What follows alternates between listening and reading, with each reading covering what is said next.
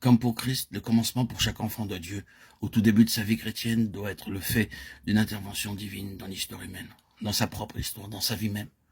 C'est un grand fait fondamental. Remercions Dieu qu'il y en ait beaucoup qui comprennent cela et qui sachent ce que cela signifie. Et qu'ils puissent dire, Dieu est intervenu dans ma vie, Dieu a fait intrusion dans ma vie, Dieu est venu du ciel, même dans ma vie. Si nous en avons fait l'expérience, nous en connaissons la vérité. Mais c'est parfois utile que cela soit défini. C'est donc ainsi, Dieu est venu du ciel en vous et en moi. Ce n'est rien de moins que cela. C'est comme si Dieu lui-même venait de son ciel dans une vie humaine, entrait dans son monde et interrompait le cours de son histoire. Après cela, les choses ne seront plus jamais les mêmes. N'est-ce pas parfaitement clair concernant le Seigneur Jésus? Un ange avait indiqué cette intervention céleste du Saint-Esprit, et dans son principe et dans les faits, ce n'est pas moins que cela pour chaque nouvelle naissance. Mais il est correct de dire que dans le cas du Seigneur Jésus, c'était une chose qui était aussi différente. Ce fut non seulement une chose nouvelle, dans ce sens qu'elle n'était encore jamais arrivée avant cela, mais ce fut aussi une chose différente. Cette naissance est différente de toutes les autres naissances. Nous ne pouvons pas beaucoup insister sur les détails, mais c'est ce qui ressort de tout cela. L'ange l'a rendu parfaitement clair, et Marie le savait, c'était là son problème. C'est ce qui causait sa perplexité, son étonnement.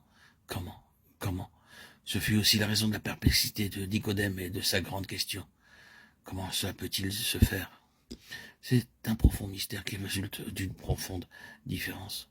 Ce n'est pas une chose commune et ordinaire, vous ne pouvez pas trouver cela ailleurs, sauf ici, car c'est différent. Et ce qui découle de cette intervention se caractérise fondamentalement par cette différence, dans sa constitution même. Oh, que tous ceux qui portent le nom de chrétiens et qui revendiquent d'être des enfants de Dieu soient pleinement animés par cela. Car je pense que c'est là où réside la faiblesse pour beaucoup. Mais à force de se l'entendre rappeler et d'y être confronté, cela ne nous frappe pas, bien que nous le sachions.